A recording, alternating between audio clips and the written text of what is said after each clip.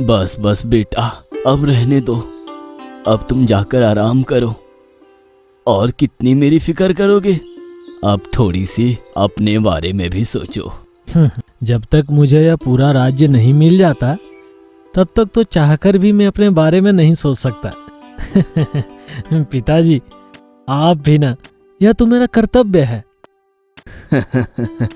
तुम्हारा जवाब नहीं बेटा। काश तुम्हारी तरह मेरा धनंजय भी होता बेटा, तब तो मुझे कोई चिंता ही नहीं रहती।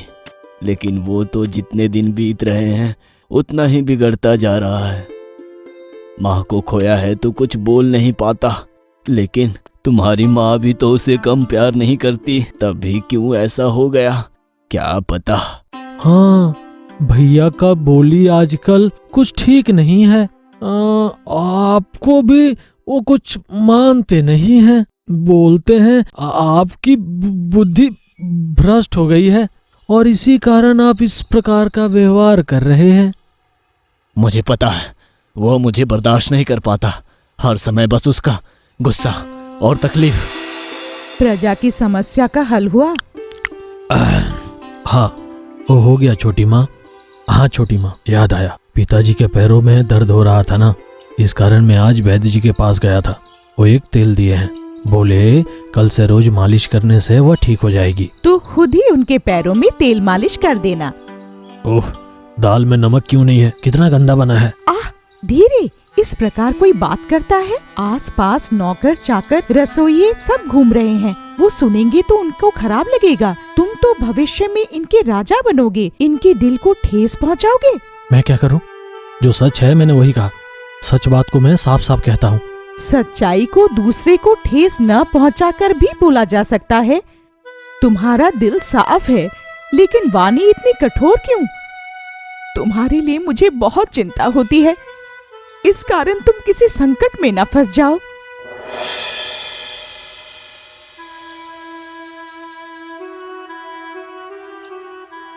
इतने देर बाद तुम्हें आने का समय मिला।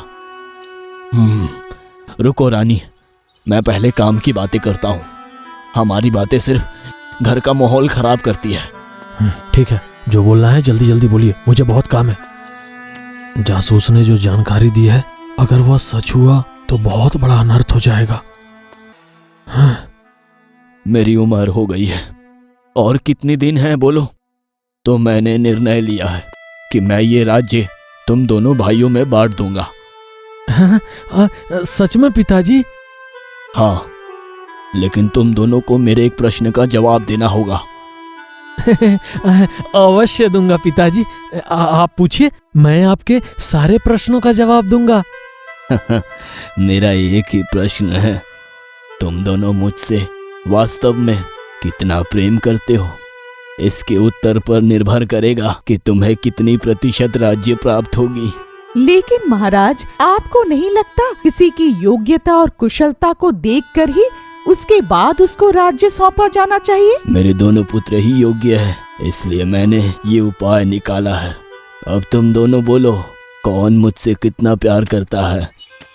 पिताजी, इस दुनिया में जितने रत्न हैं, जितने हीरे हैं, जितने मोती हैं, जितने मोहरे हैं, उन सबको एक करने से भी उनका मोल उतना नहीं जितना मेरे लिए आपका मोल है। मेरा प्यार आपके लिए उससे भी बहुमूल्य है।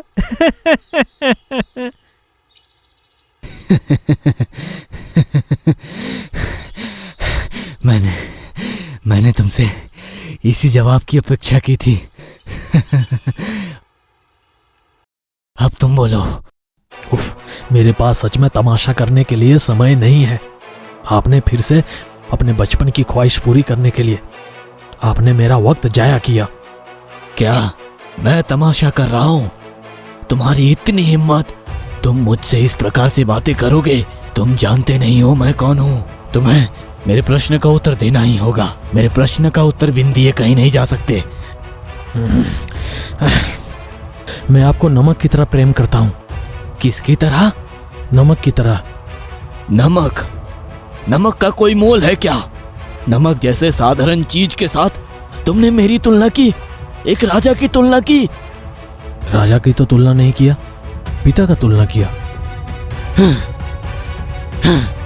निकल जाओ, सिर्फ इस घर से नहीं, इस राज्य से भी।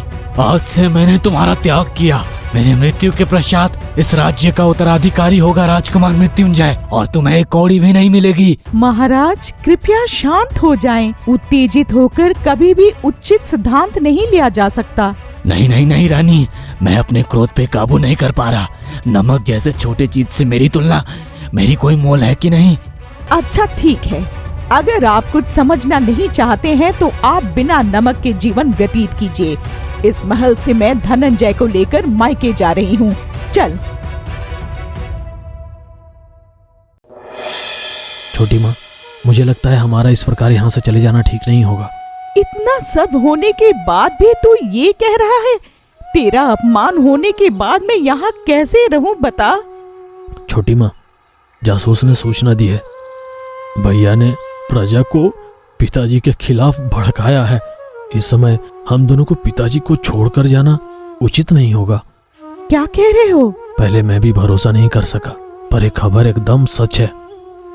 छोटी माँ, मैं कहीं नहीं जा रहा। मैं राजमहल के पास जो पुराना बरगद का पेड़ है उसके नीचे पागल के भेष में रहूंगा और आप सभी पे नजर रखूंगा। मैं तुम्हारे पिताजी के साथ हमेशा हूँ, लेकिन इस समय हमारे गुरुजी के आश्रम में जाना होगा। अच्छा ठीक है, लेकिन जल्दी लौटिएगा।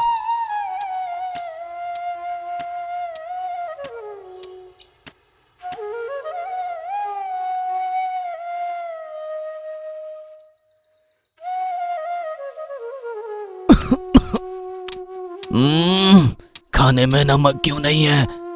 क्या कह रहे हैं पिताजी? खाने में तो सारी चीजें ठीक मात्रा में हैं। नहीं, इसमें भी नहीं है। पिताजी आप शांत हो जाइए, सब खाने में नमक है, आप शांति से खाना खा लीजिए। लेकिन किसी भी खाने में मुझे स्वाद नहीं मिल रहा। ठीक है, आप अपने कमरे में आराम कीजिए, मैं अभी जाकर वैद्य जी को बुला लाता हूँ। यही तो मौका है, अगर पिताजी को एक बार पागल प्रमाण कर दूं तो ये पूरा राज्य मेरा।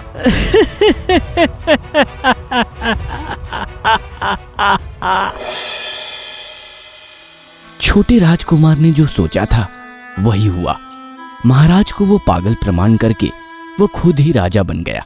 धीरे धीरे प्रजा और महाराज दोनों ने ही छोटे राजकुमार का असली रूप देखा।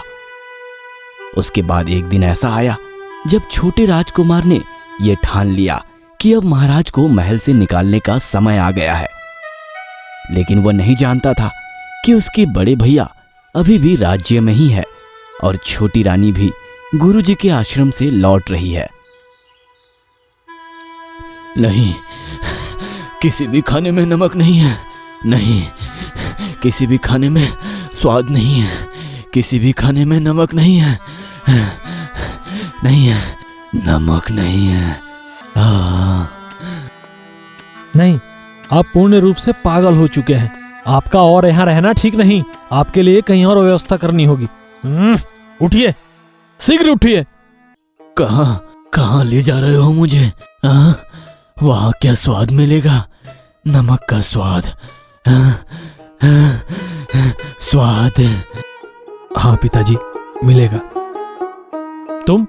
तुम यहाँ क्या कर रहे हो? तुम्हारी इस राज्य में कोई जगह नहीं है, क्यों आए हो यहाँ? पता है मुझे, लेकिन मैं इस राज्य में रहने नहीं आया हूँ। मैं अपने पिताजी से मिलने आया हूँ और वो अधिकार मुझे थी, है और हमेशा रहेगी। पिताजी, थोड़ा खाकर देखिए तो, नमक का स्वाद है या नहीं?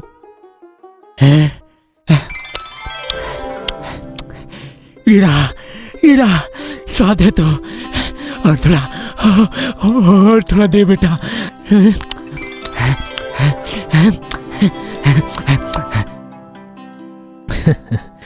पिताजी, तब नमक की मोल उतनी भी छोटी नहीं है, ठीक कहा ना? क्षमा कर दे बेटा। सच में मुझे अपनी गलती का बोध हो गया। मेरी बुद्धि भ्रष्ट हो गई थी जो मैंने नमक का मोल नहीं समझा।